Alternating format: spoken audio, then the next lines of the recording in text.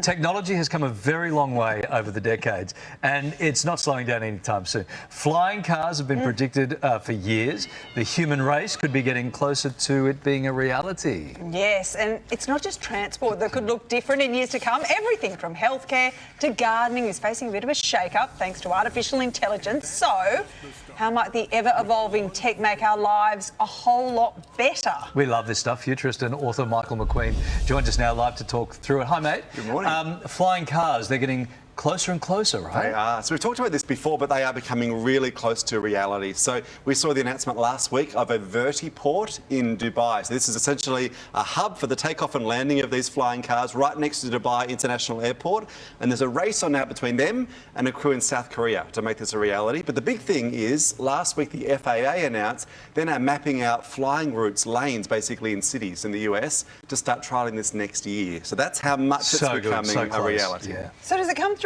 air traffic control, though? If it's right next to an airport, I feel like that might be a conflict, a battle I wouldn't want to be up when it's a 737. It's very similar to how they run helicopters in that sort of public airspace. So, but they've got to get very clever and very clear on what those lanes are and how they operate. Okay.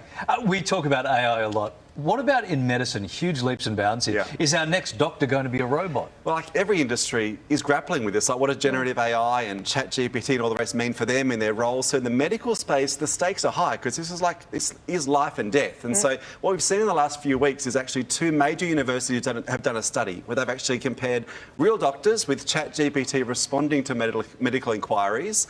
And interestingly, the quality of the diagnosis and the advice was actually better from the bot than it was from the doctor. And this was the thing that surprised me.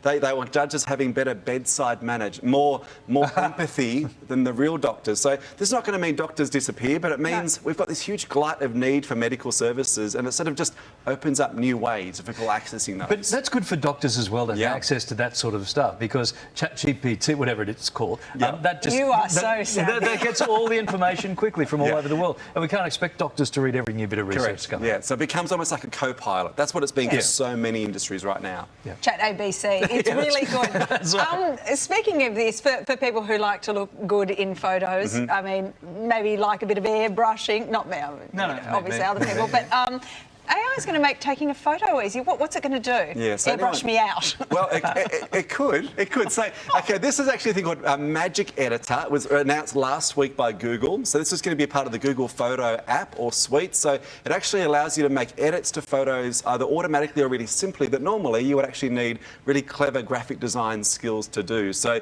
you can take objects out of the image, you can stretch an image, change the arrangement of an image, upscale the image. So it's going to be very cool. Is there a hair option? One could only hope, Larry. Bring it on. Tech's become so good, I might not ever have to mow the lawn again. Living in an apartment, this is great news for me.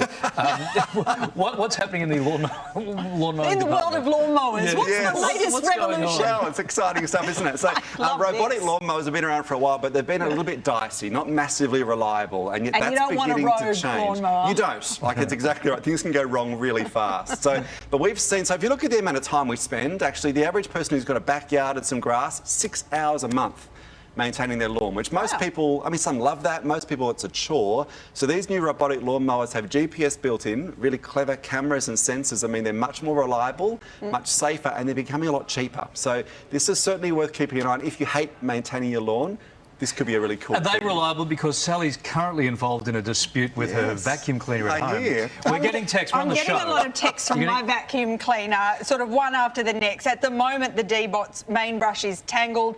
There's a driving wheel malfunction, and it can't find the charging dock. I think I got a dumb robot vacuum cleaner because it also goes outside and sometimes vacuums my backyard when I leave the front door open. It wants to become a robot lawnmower. See, it's having an identity crisis.